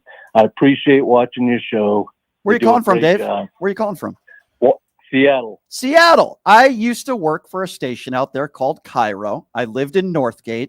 Are you familiar with a karaoke bar called The Rickshaw? Absolutely. I was a hit over there at the Rickshaw, man. I used to do some karaoke over there. A lot of nice people that live in Seattle. I don't like the weather, my friend, but watch out for the tsunami. I don't either. Ron and Don are friends of mine. I don't know if you remember those guys. Watch out for the tsunami. I know them. Yep, Ron and Don. Tell them you called into Shapiro's show. They'll laugh. They used to call me Vegas when I worked out there. Yep. Okay. Thanks, Dave. Well, Dave, thank you. I really appreciate that. I really do genuinely. Thank you for those kind words. It means a lot. And thank you so much. Seattle reminded me of my days when I used to work out there. 702-221-7283 is the number to call if you want to be a part of the conversation. Let's go to Chad. Hey, Chad, thanks for calling in. Where are you calling from? Mexico, Kentucky. Kentucky. What's going on, Chad? I got just three things to say. First off, I'm a white man. I got mixed kids. And it's sad that this day and age, I got to my kids to watch out for the white people. And us allies need to stand up. Stop being silent. We got to stand up for our brothers and sisters and brown brothers and sisters. Two, as far as the Commonwealth goes, you can't get mad at her for that doing something right now, the way the Democrats and everybody turned on her and how much race was put on her. And last but not least, I can prove that this immigration stuff is racist because they talk about, do it the right way, but they're picking them up at the courtroom where they're trying to do it the right way. Chad, I have to disagree on the Kamala Harris comment because I can be tough on her because she doesn't have any leadership that she wants to show. She had 75 million people. She was the leader of the Democratic Party, no question, and she walked away and no one's heard from her. And in her absence, there is no leadership. Cory Booker gets wound up in the Senate. He starts yelling and says, we got to stick together and things have gone too far. And then you know what happens? He doesn't say anything about how to lead. And the same thing with Kamala Harris. So I can say that. She's come out a couple of times and the Democrats turn on her. Like when she said, I told y'all, you shouldn't do that. You shouldn't do that. Then all the racism, it's all her fault. She needs to break. Hold on. That's not leadership. Telling people I told you so is not a plan to lead. Here's what I would put more criticism for, my friend, and you could tell me whether you agree or not. I put a lot more criticism towards Joe Biden because he should have stepped down much earlier, and Kamala Harris would have had more time to campaign, or they would have been able to choose. The Democrats would have been able to choose who they wanted. Joe Biden waited. Listen, I like Joe Biden. I respect Joe Biden. I thought he was a good president. I think he has a nice family. But Joe Biden should have stepped down much sooner, and I think his legacy will always be tarnished because of that. That's my personal opinion. She raised over $1 billion, and she just walked away. All those people were counting on her. I was counting on her, and we haven't heard from her. No leadership at all. Yes, I'm upset. We need some young people. We need an AOC or a Jasmine Crockett or somebody young that's who's ready to come in with young energy and fresh ideas and get that younger generation back. You had Parker on. And people were asking Parker on the phone, they're like, how are you going to get the younger generation back to the Democratic side? And they're not going to do it with people like Chuck Schumer, who's I agree with you, man. I don't understand why these Democrats keep putting these young people out there like Jasmine Crockett, Summers. What's that one dude's name? Well, I'm going to tell you this. I'm going to share something with you, my friend. And by the way, I really do appreciate your phone call. Thank you very much. That was good, Chad. It means a lot. I'm going to share something with you. I'm talking to somebody tonight on the phone. It's going to be a private conversation. I'll tell you who it is off the air. Okay. Somebody who worked in the Joe Biden administration, a very higher up. put it that way, who worked in the Biden administration. Jill? Can't say. I'm kidding. Can't say, but I'm having a private conversation with him. We're going to talk about a lot of different things. One of those things that this caller just mentioned, among a lot of other things. So, do you think they should have had a primary, Brian? Yes. Was there Yes. time? Yes. You think? Yes. I No, there was no. What I'm saying was Joe Biden should have stepped down earlier, or said he And was then they going to might have step had down. time to have a And then they might exactly 702-221-7283. But the guy made a lot of good points there that I agree with. Thank you for the call, sir. Calling out of Kentucky, 702-221-7283. I'm sorry, but there's a lot of stupid Trump supporters in Kentucky, and I'm glad that listener isn't one of them. Let's go to Johnson. Hi, Johnson. Where are you calling from? Hi, I'm actually a resident of Georgia, but I'm really from Newark, New Jersey. That young man sitting next to you, he said he was from Newark, and I was born in Columbus Hospital. Columbus Hospital. Really? And I was born. I was born in Beth Israel Hospital. I moved to Georgia when I was right 56. around the corner. I'm now 66. Right. So I love to watch this channel because it is so for real. And I love Brian. I swear, I really would marry him because he's so smart and he gets involved. He really gets involved. And I really agree with everything you said, but I'm going to touch bases on about probably three things. I think we need younger people to be Democrats and Republicans. That's what we need. We need our children to stay in school, get educated, and step on up and do what you need to do. How could they study in school, though, when all these MAGA Republicans are banning books and they don't want And they got rid of the Department of Education under the Doge. But I'm gonna tell you something I just experienced. About 3 months ago, I was in the store called, it's the beginning of the word is W. So now you know what store I'm talking about. And I asked this young man to carry the water out for me to the car. And he said to me, he said, "Can I ask you a question?" And he was a Caucasian guy, and I'm black. And I said, "Yeah, you want a tip or something?" So he goes, "No." He said, "I want to ask you something about black and white people." And I said, "Okay, I don't want to intrude about what you were taught, but I'll tell you the truth as I see it." And he's asked me, how come black people and white people don't get along? Yeah. And I told him years and years ago, way before I was born and he was born, exactly what actually happened. I told him now it's so terrible to see it because you won't know the truth because no one wants it to be taught. Can I tell you a funny story real quickly, if you don't mind? And because we talk about a lot of serious topics, and I just want to share this with the audience because I do think it's kind of funny. You reminded me of something. Sure. I won't say her name on the air, but I was about 21 years old, and I was dating a beautiful black woman at the time. And then I moved out here to Las Vegas, and I was scared to be committed into a very serious relationship with her, and she was great. And she would tell me almost every day, "Brian, I think you were black in a former life." She always told me that.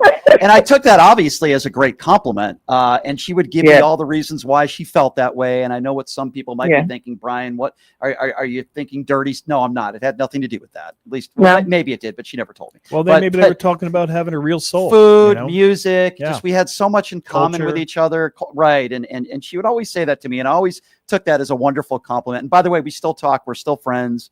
I just wish I had met her. I just wish I had met her at a time in my life now, as opposed to when I was some stupid 21-year-old kid who didn't even know how to tie his shoelaces. But yeah, I did take that as a compliment. That was pretty awesome. Well, once I worked at a company, and I think this is so for real, and I think that people will actually be able to know how other people live once you open up. This company I worked for had Oriental Day, meaning you bring in whatever dish you love to cook at home. And we learned so much about the other race of people. You know what I mean? Yeah. And it was so much. They even made it mandatory that we take a class because there were some people that were Caucasian that they never had interaction with anybody black. Yeah. And so we had to write the different words on the easel, what was said about you and what was said about them. But we actually learned a lot during that class. I can tell you, though, company, I'm glad. I'm glad those classes can be very helpful. But I got to tell you something that, and I'll speak for some white people, not Leonard, But I'm think, actually Italian. Leonard is Italian. Correct. There's no Anglo-Saxon. Tony Soprano over here. But I think the best thing that somebody white can do, and this is what I try to do with my black friends, is listen to them. I don't know what it's like to be a black person living in America. I don't know what it's like to be looked at because of the color of my skin and be judged. I've never been followed in a store because people think I'm going to shoplift because of the color of my skin, or pulled over by a police officer, right? I don't know what that feels like. I don't want to know what that feels like. But guess what? It's a horrible feeling. But I know it exists. And you can go. It's hard. It's hard. Can I tell you something, Johnson? The thing is, can I tell you something real quick? So I don't know if you watch the show a lot, but I was a police officer. I retired as a lieutenant after 25 years. But when I was an officer, for a while, I patrolled the west side of North Las Vegas, which is predominantly black.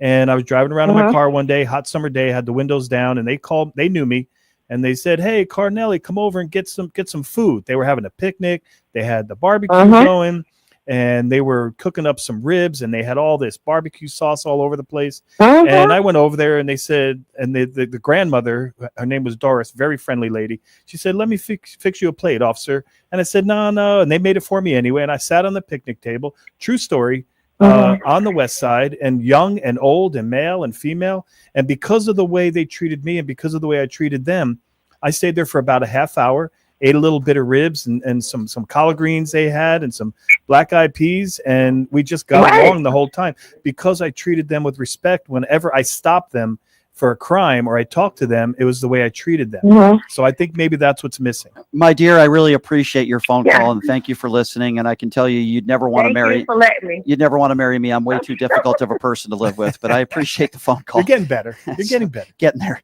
702-221-7283 is the number to call. Who's been waiting on hold? I think Peter's been waiting on hold for a while. Let's go to Peter. Hey, Peter, you're next up on PTL. Where are you calling from? Yes, sir. Southern California. How are you guys? Hey, doing good, Peter. What's on your mind today? So I have a question for you, Brian, about Leonard. Okay. Last week I called talking about starting the Leonard for Governor of Nevada movement, and he said the bad news for me was that he speaks it like it is. He tells it like it is, and I respect that. I'll still keep saying Leonard for Governor of Nevada, but isn't that what we need, Brian? Isn't that what we need? But that's just not popular in politics. I think we need genuine people. Leonard's obviously one of those people. I think we need people that are honest, that are sincere, that are not in it for themselves. Certainly Leonard, I believe, would be one of those people. It's very difficult to win in any situation unless you are funded properly and you have a backing. And certainly it helps if you have a name. But I don't agree with what some people, well, Trump tells it like it is. No, he doesn't. I think we would agree on that. There's a difference between being an AOC and telling it like it is and being a Donald Trump who only tells it the way he sees it for himself. I do think we need more people that are outspoken and honest, but we certainly don't need people like the Marjorie Taylor Greenes and the Lauren Boeberts of the world. We need more AOCs and Jasmine Crockett. Well, Trump That's says my it opinion. he says it like it is with an air of racism and bigotry and misogyny. What I was referring to is something that's objectively accurate, something that's objectively correct, that you can't argue with as a fact. And in politics is mostly there's 25% black, 25% white, and most of politics is in the middle. It's the gray. Right. It's that big area in the middle. So to be a straight shooter is really not. I was a union president for several years. Maybe I could. And so I have experience in politics. I was a lobbyist. Maybe I could run for, I don't know, Eric Trump Jr.'s probation officer. Maybe I could do that. 702-221-7283 is the number to call. Golf course manager. Let's go to Spa Brett. manager. Brett is next up. Hey, Brett, where are you calling from? Hey, what's up, Brian, Leonard? Calling from West Palm Beach. All right. Home of Ron DeSantis. Ron DeSantis and his very sexy white boots. Yeah, actually, Trump lives very close to me, and yeah, I'm kind of glad he's out of town right now because traffic's a nightmare. But I heard that the Kevin O'Leary comment for the first time on your show today, and I just can't even believe it's the first time I'm hearing this. Did this happen yesterday? Because it's pretty infuriating. Yeah, it is infuriating, and that's why I was watching. I watch CNN and Fox News. I have to. It's torture, but I do for you guys. And I said I have to play this clip because I cannot believe what this scumbag just said. He's saying it drags these women back into the limelight, where you speak to most victims and they'll say, I want justice for what these people did to me. And Kevin O'Leary is trying to speak for all these victims. No one was dragged. Yeah, into it's the crazy. No, the ones who showed up, I'm sorry to interrupt you. The ones who showed up volunteered. They want to go on CNN. Right. They want to go on MSNBC. They want to go on BBC. They want to tell their story. No one was dragged into. You know what I want? And it would take a lot of courage for one of these ladies who my heart goes out to them that were abused. I want them to sit right across from Kevin O'Leary, and I want them to point at Kevin O'Leary and look at him in the face and say, how dare you? I was one of the victims of Jeffrey Epstein and Maxwell. How dare you tell me the way you think I should react? Let me tell you something. The man who you support is a pedophile and a rapist. And I wonder what Kevin O'Leary would say, because I believe he's a coward. I don't care how much money he has. That means nothing to me. I believe Kevin O'Leary is a sniveling coward. Yeah, I agree. Has any of his mates on Shark Tank spoken out about any of this, or Mark Cuban not Mark Cuban directly has about him. Yeah, but Mark Cuban has spoken in general terms, my friend. he's not a Trump fan. He thinks he lies. He's made it very clear how he feels about what's going on. He says he thought about running for president, but then he back because I mean they're going to dig up every bone he's ever buried. So most people don't want to do that. Yeah, I agree. Thank you for the call, sir. 702-221-7283. By the way, we do have the YouTube super chat going. So if anybody in there would like their questions or comments to be heard, I know some people don't want to call in, which I respect. Your questions and comments could be heard with a small donation on the YouTube super chat. We are also an independently owned radio show. What does that mean? Well, we rely on you guys to keep the lights on here. So if you call in, and we appreciate you guys and you love what we do and you listen, if you really want to support what we do, go to the website pushingthelimits.live. That's pushingthelimits.live. By the way, I didn't get my t-shirt yet. I'm waiting for that. You can put in $5, $10, $20 donation a month, whatever you can afford. Obviously, we greatly appreciate it. Pushingthelimits.live. It'll take a couple minutes of your time. Good people like Joe, who just made a donation on the website and said, hi, Brian, again from Reno. Always awesome when you have Leonard. Raises the IQ of the show from 150 to 300. That's quite the compliment. Thank you. Wait, is he saying I have an IQ of 150? I think that's I don't think 300 is possible. Is that possible? I don't know. I'm telling you guys, my IQ is 350. I love tariffs. I love tariffs. Tariffs are working so good. It's costing all of us money, and the car manufacturers are saying they're losing billions. I know it's a great idea. I know. Many people are saying. Anyway, Joe, thank you for the donation. Mary made a donation I'm not on good at there. parodies, I'm sorry. Mary says, I love your show, Brian. Thank you very much. Let's see. Mark made a donation. Actually, he bought a PTL t-shirt. Thank you, Mark. Pushingthelimits.live. And of course, as I mentioned again, if you want to support what we do, you can also go to the YouTube super chat. By the way, the highest IQ ever verified was 276. So that must be Donald Trump, right? Has to be Donald Trump. He passed the cognitive test. 702-221-7283. Actually, it was a cognitive decline test. Oh, is that what it was? Yes, it was. That makes sense. Yes, it was. That makes sense. It was not a cognitive test, which is a much different test.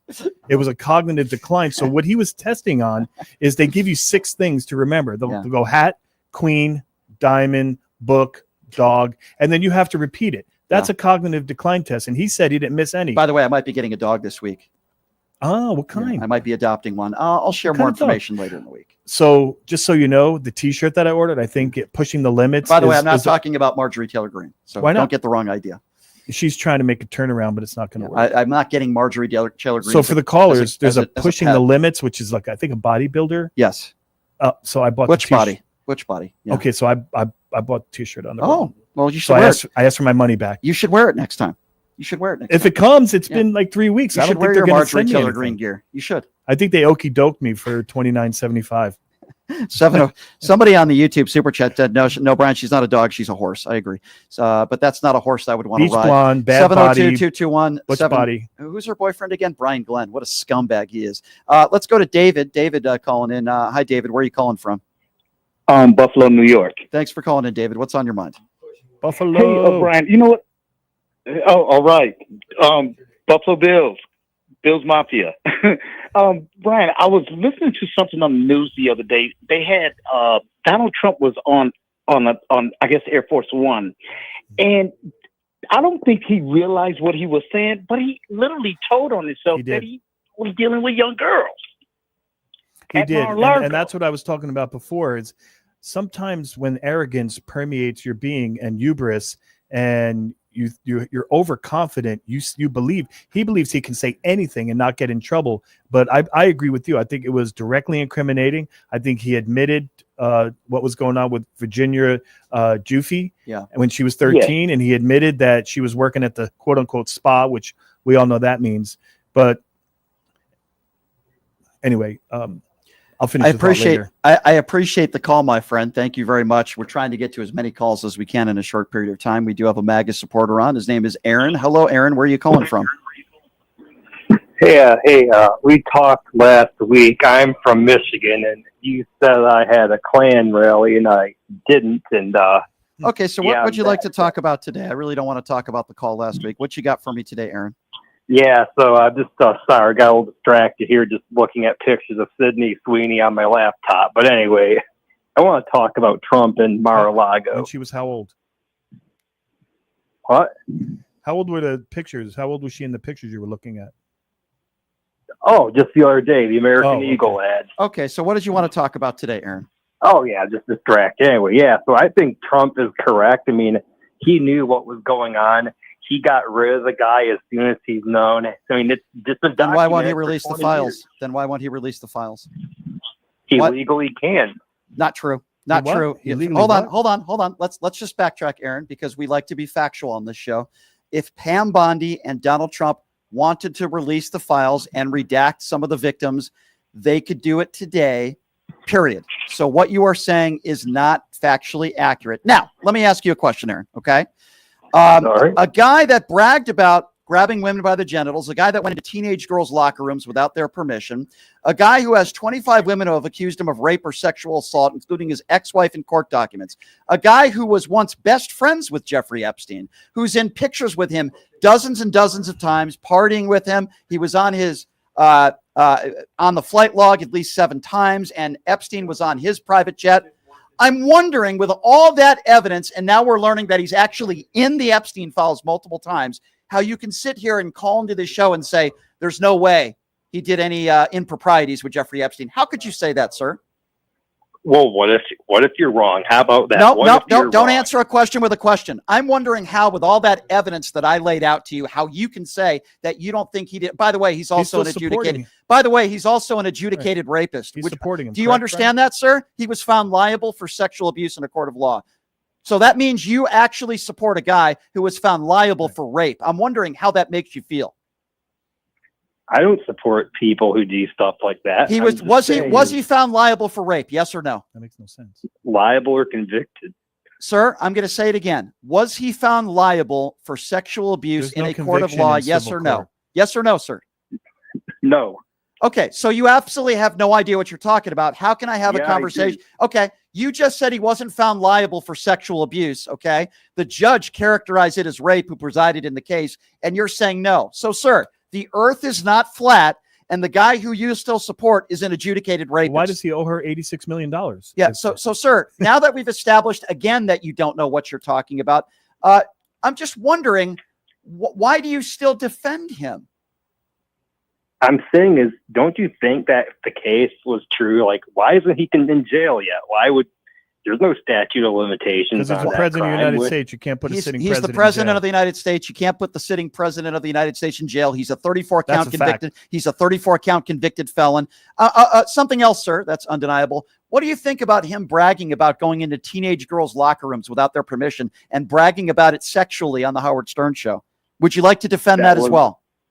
That wasn't right, but that wasn't right. But you're still willing to look past that and vote for him. Well. What's wrong? Did you just develop a Joe Biden stutter? I think he's. Do you think this is funny, sir? Do you think rape is funny? Do you think looking at teenage girls naked without their permission? You think this is something to joke about? Because if you support Trump, then you're okay with that. Are you okay with that, sir? Do you think it's funny? Why wasn't he arrested? We just told you and gave you the explanation, and we're going back in circles. Why don't you answer the question? Is it okay for somebody to go into teenage girls' locker rooms without their permission and brag about it sexually? Are you okay with that?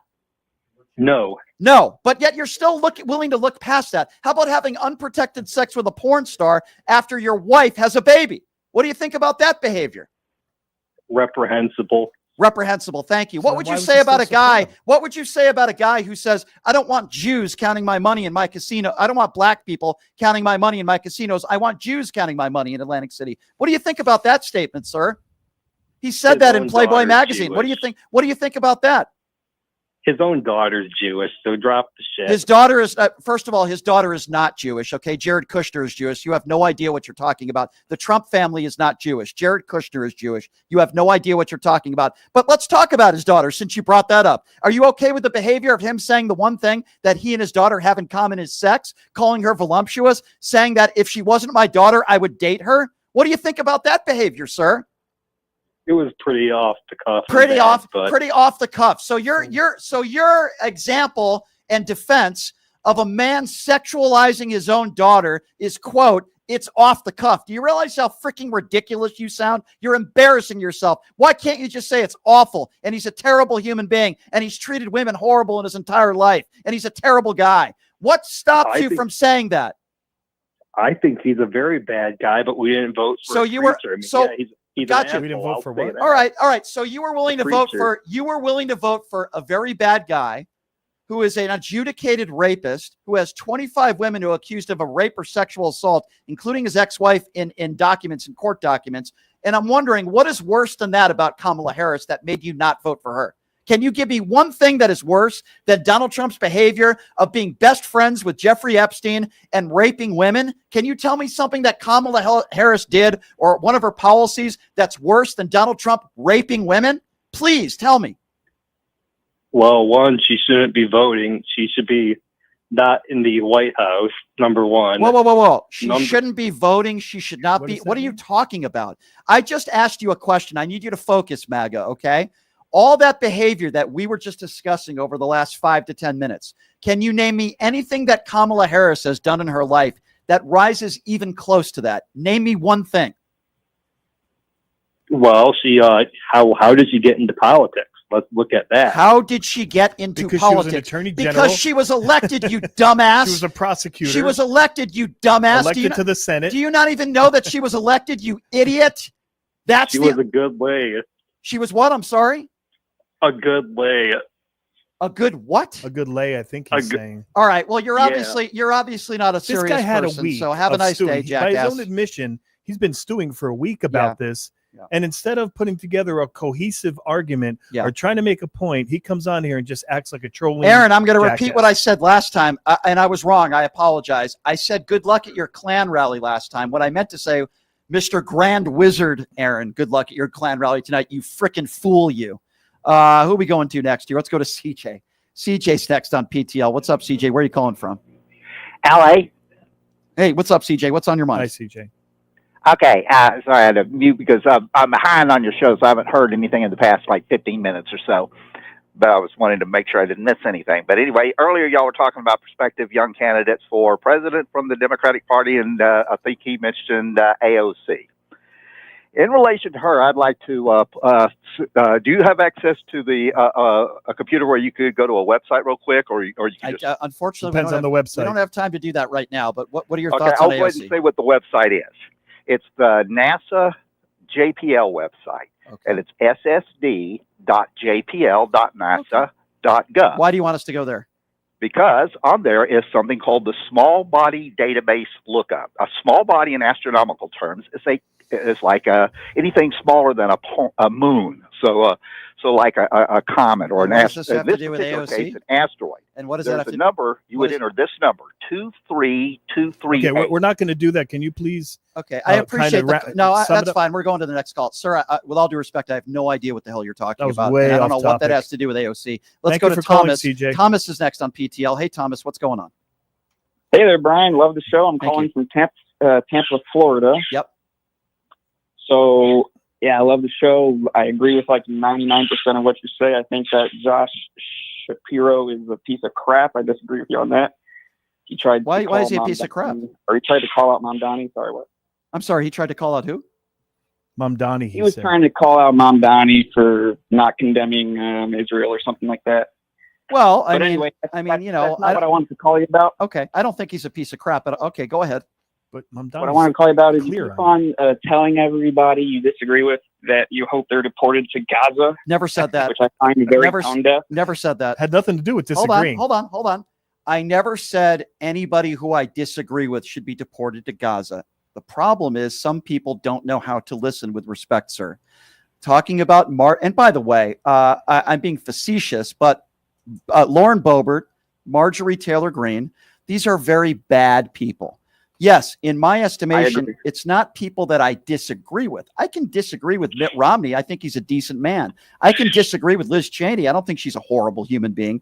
Marjorie Taylor Greene, Lauren Boebert, and really any bigot racist. Yes, I'm going to tell you that right now, and I'll stand by it. I hope they're all deported to Gaza.